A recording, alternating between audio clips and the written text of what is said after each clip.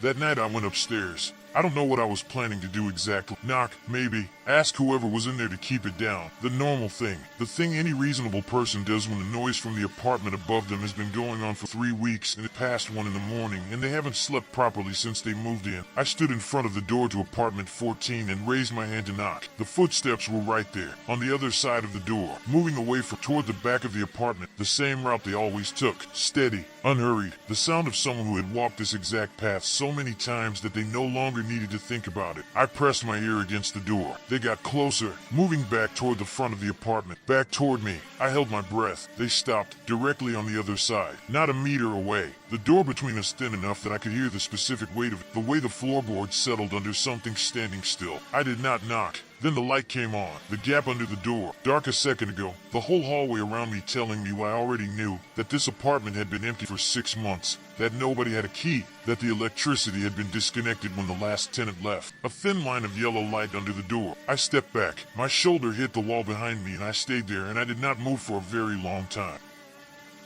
I had moved into apartment 11 in early October, 3rd floor of a 5-floor building, 1 bedroom, the kind of place that's described as cozy in listings and is actually just small. But the light was good in the mornings and the rent was inside my budget and the neighborhood was quiet in the way I'm quiet. I'd come from a loud place, a loud situation, and I wanted somewhere that would simply let me be still for a while. The building was older, wide stone staircase, high ceilings, the kind of fixtures that suggested the place had been something grander once. My apartment was on the left side of the 3rd floor. Apartment 14 was directly above me on the 4th. Same footprint, same layout, just 1 floor up. The first week I didn't notice any. I was still unpacking, still orienting, still in the state of mild displacement that comes with any move where you wake up at 3 in the morning and take a second to remember where you are. The second week I noticed the footsteps. The first time I heard them I looked at my phone. 1:04. I lay in bed and listened. Someone walking, slow, regular pace, moving from the front of the apartment above me toward the back. A pause, then returning. I counted the route, 11 seconds each way.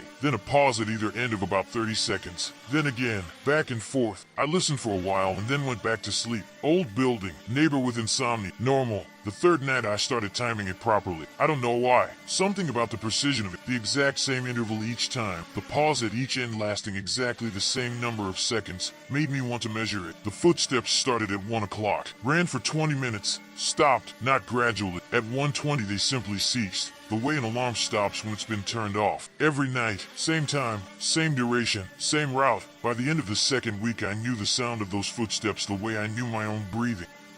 I knocked on apartment 14's door on a Thursday evening, not late, just after 7. I had a reasonable thing to say. I'm your downstairs neighbor. The footsteps at night are disturbing my sleep. Could we talk about it? I had rehearsed it slightly, which is a thing I do when I'm not sure how a conversation will go. Nobody answered. I waited, knocked again, listened, nothing. I went back downstairs and thought about it and decided they were simply out. I'd try again. I tried twice more over the following week. Nobody answered either time. The third time I held my hand over the door for him before I knocked and I noticed something. No sound from inside. No television. No movement. No ambient noise of an occupied space. Just the specific silence of an empty room. I went downstairs and knocked on the building manager's door. He was a quiet man in his 60s who had managed the building for longer than most of its current residents had lived. I described the footsteps, the timing, the duration. I asked about the tenant in apartment 14. He looked at me for a moment before answering. He said apartment 14 had been vacant since April. The previous tenant had moved out suddenly. He said it the way people say things they have decided not to elaborate on. He said the apartment had been listed for reletting since the summer. No takers yet. I told him about the footsteps. He nodded slowly. He said the building was old and sound traveled strangely in old buildings. He said what I was hearing was probably coming from the apartment next to mine or from the floor above the 4th. He said these things happened. I asked him if anyone had mentioned it before. He looked at the middle distance for just a moment. Then he said no. That pause was small, barely there, but I had been watching his face and it was there. I went upstairs that night and stood outside apartment 14 at 1 o'clock. The footsteps started at exactly 1 o'clock. Through the door, clear and close, the same route, the same rhythm I had memorized from my ceiling for 2 weeks. I stood in the hallway and listened and confirmed what I already knew, that the sound was coming from inside this apartment and from nowhere else. I went back down and got my phone. I went back up and held it against the door and recorded for 10 minutes. Listening back in my apartment afterward with headphones, the footsteps were clear, cleaner than they sounded through the ceiling, more detail, more presence.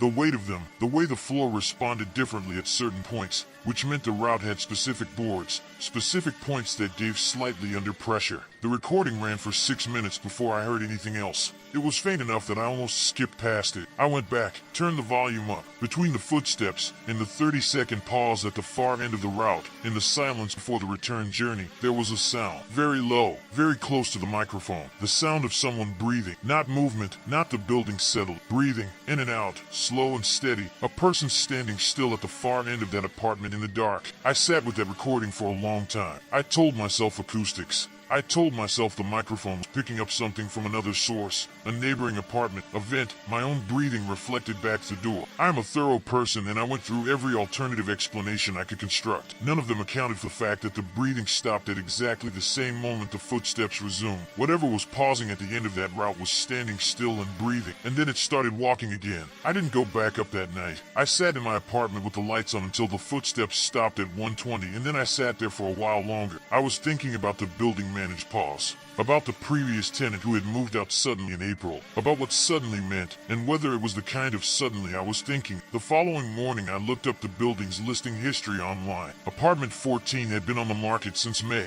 It had been listed, withdrawn, relist. The photos in the listing showed a clean, empty apartment, white walls, bare floors, no furniture, standard vacancy photos. In one of them, the photo of the main one, taken from the doorway, there was something on the floor near the far wall that the photographer had either not noticed or chosen not to address. A dark mark on the floorboard, the kind of mark that could be many things. I looked at it for a long time. Then I looked at the route I had mapped from the sound, front of the apartment, back, pause, front again. The mark on the floor was at the far end of the route, exactly where the breathing paused. I went upstairs that night. I stood outside the door at 10 to 1 and waited. My hands were steady. It was everything else that was doing something. Chest, throat, the specific stillness that settles over you when your body has decided this matters. The footsteps started at exactly 1 o'clock. I pressed my ear against the door. The sound was immediate and close, moving away from me toward the back of the apartment. I tracked the route in real time. I knew it well enough by now. Far end, pause, and in that pause, faint but clear even through the door, the breathing. In and out, standing still at the far end of the room. Then the footsteps started again. Coming back, getting closer. They stopped directly on the other side of the door. Closer than I had expected. Inches away,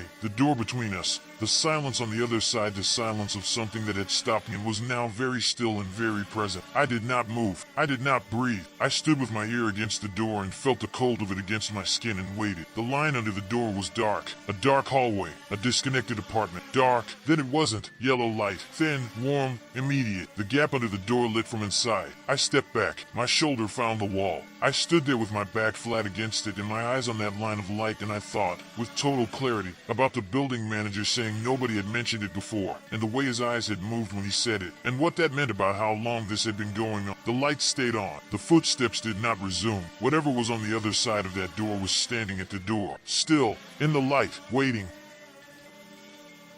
I went back downstairs, not running. I want to be clear about that. I walked down the stairs at a normal pace with my hand on the rail, and I went into my apartment and I locked the door and I sat on the edge of my bed until 1:20, until the time the footsteps always stopped, and then I sat there longer. At some point I fell asleep with the lights on. I contacted the building management company the next morning, not the building manager himself, the company above him. I said I had concerns about apartment 14. I asked about the previous tenant. I was polite and specific, and I said the words noise complaint because I didn't have better words for what I was actually describing. They said the previous tenant had vacated in April following a personal matter. They said the apartment had been professionally cleaned and was ready for new occupancy. They said noise complaints relating to vacant apartment were typically structural, old buildings, sound transference, nothing to be concerned about. I asked if the electricity to apartment 14 was connected. There was a pause. They said they would look into it. I moved out 3 weeks later. I told myself it was for practical reasons. The commute, the size of the apartment, something easier to explain. I found a place on the other side of the city. Newer building, concrete and glass, the kind of construction where sound doesn't travel the floors.